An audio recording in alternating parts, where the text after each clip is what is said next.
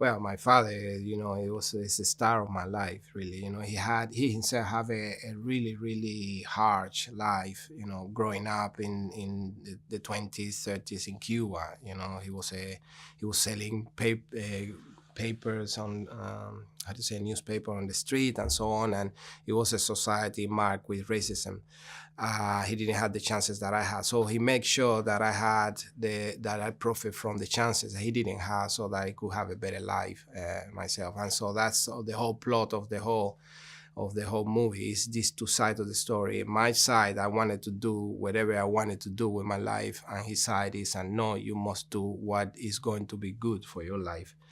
And I think the screenplay, it was just really great, because also how you combine the narrative with words and also carry on through dance. These two elements offer two different dynamics, and how do you could convey it in a movie? How you should dance so it doesn't look like TV.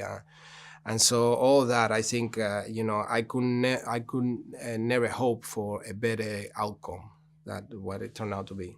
Well, interesting as you talk about the two comparisons, it's told through a narrative and through ballet.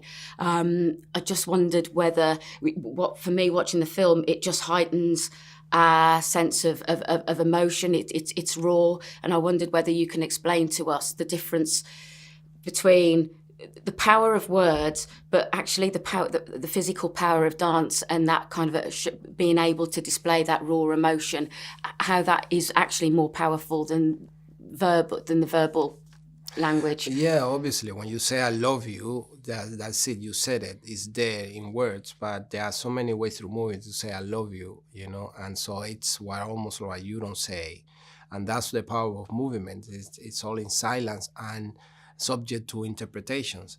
And I think this is something that Isia Boyain and the team, Alex Catalan, did in the photography brilliantly. There is a lot of movement.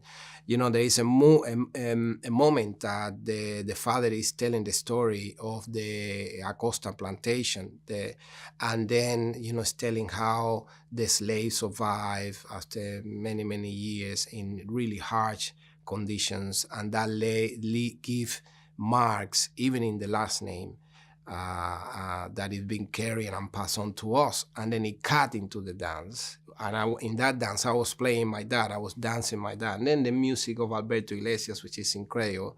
And then already it's almost like the words is paving the way for, is a kind of an overture to the scene, the dancing scene, which is worked brilliantly. It's one of my favorite moments.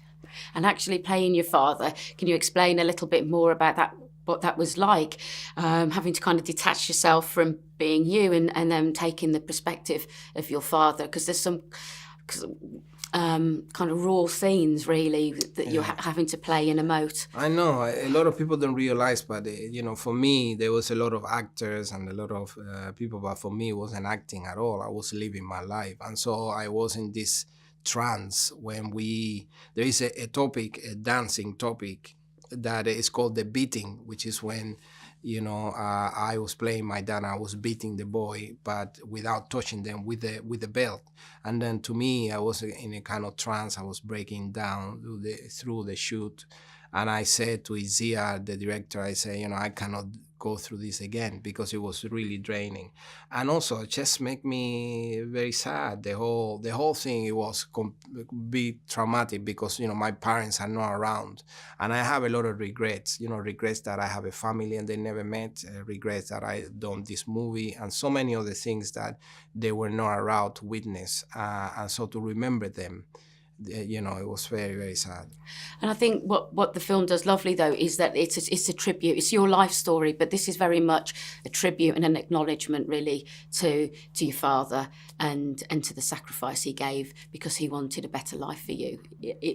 Did you feel that when you saw it? It is a tribute, to him, and the glory that I eventually had. It was because of him, really.